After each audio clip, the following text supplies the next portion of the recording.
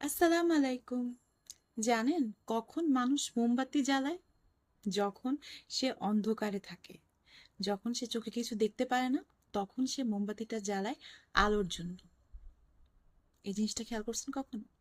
মোমবাতি কিন্তু সবসময় জ্বালায় না, অন্ধকারে আলো করার জন্যই কিন্তু সে মোমবাতিটা জ্বালাচ্ছে। আমাদের জীবনে এরকম অনেকবার হয়, আমরা নিজেকে মনে করি যে খালি প্রয়োজনের সময় আমাকে মনে করে, এছাড়া তো আমাকে মনে করে না। এটা কিন্তু কোনো নেগেটিভ সাইড না, এটা আপনার পজিটিভ সাইড। আপনি এমন একজন মানুষ যে অন্ধকারেও আলো জ্বালাতে পারেন। বিপদে পড়লে আপনার কথা মনে পড়ে, মানে আপনার মধ্যে সেই যোগ্যতাটা আছে। আপনি সেই অন্ধকারকে আপনি কাটিয়ে তুলতে পারবেন, আপনি অন্যকে আলো দিতে পারবেন। আপনি সেই যোগ্যতা রাখেন নিজের মধ্যে। তাই কখনো এটা ভেবে কষ্ট পাবেন না যে মানুষ খুব খারাপ, খালি প্রয়োজনের সময় ডাকে, প্রয়োজন ফুরিয়ে গেলেও তার চিনে না। হ্যাঁ, আমার সাথে কেন এরকম হয়, কেন এরকম হয় আমার সাথে, এই কথাটা, এই জিনিসটা কখনো চিন্তা করবেন না। পজিটিভ হইতে ভাবেন।